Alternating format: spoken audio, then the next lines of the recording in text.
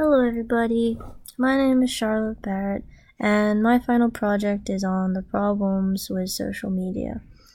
And one of the biggest problems is bias coming from news stories and from ourselves in what we promote and what we post. And with 67% of adults in the US getting their news from social media, it can be a big problem. And current events can be left out, or they can be twisted and made extreme. Anger can build from those, and it's just in general not a good idea.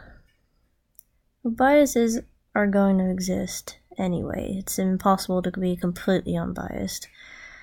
But a lot of journalists are moving much more towards biases, especially like CNN is very anti-Trump, and a few years ago they posted a story where Trump went to go visit the Japanese Prime Minister, and they were feeding fish, and CNN posted a clip where Trump was shown to be emptying out an entire box of fish food into the pond very haphazardly and like he didn't care. And they really made it seem like he was too impatient and that, to support their own anti-Trump bias. However, this story was completely made up. There were a few other news publishers who also followed the story. Metro UK did. There were posts on Twitter. And this is a post where, you can tell from her wording that she was promoting like an anti-Trump or like a clickbait or some sort. And a lot of people were commenting on these, and it was supporting their own anti-Trump biases, and there was a lot of people commenting saying how stupid he was or how impatient and childish and he never does anything right, sort of thing. But this story wasn't true. And they twisted it and left out a big part where the Japanese Prime Minister actually dumped his fish food first.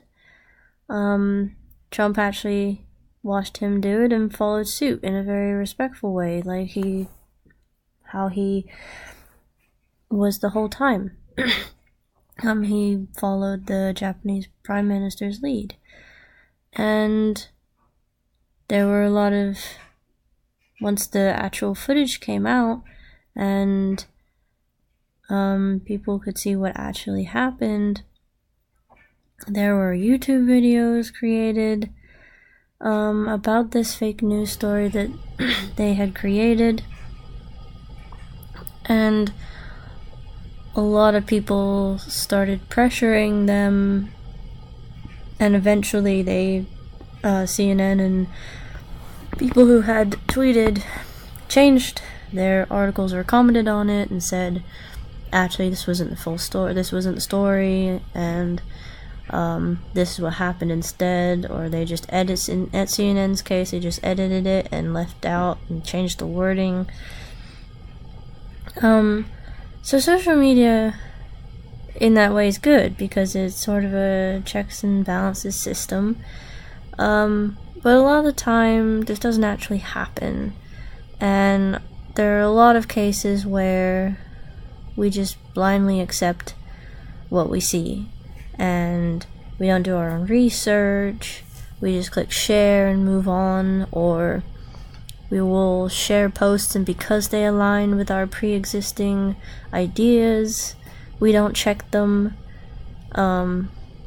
And that kind of leads into the next part of individual biases.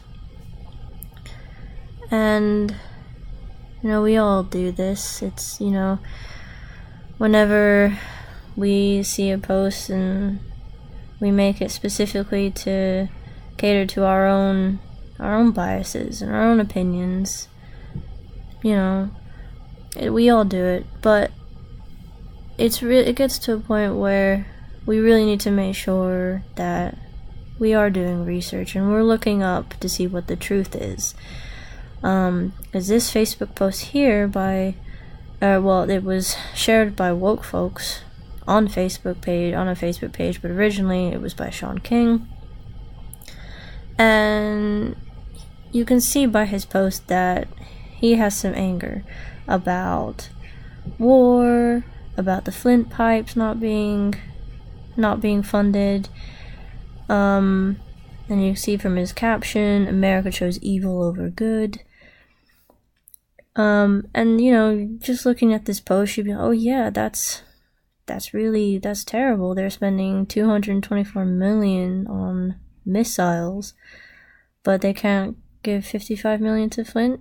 And this got 2.5 thousand comments, 9.7 likes, 180,000 shares. Like, that's a lot of attention that this got.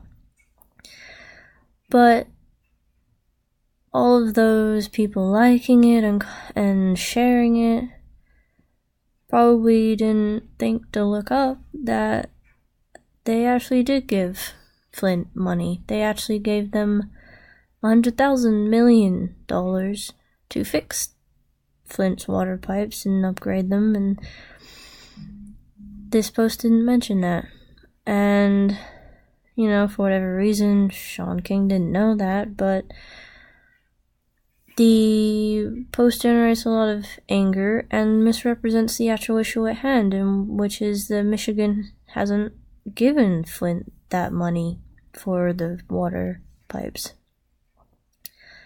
So our own biases are actually hiding the real issue here, and this can be a big problem when you look at and you look at other important causes, and the real issues are hidden because posts are made with anger and not research.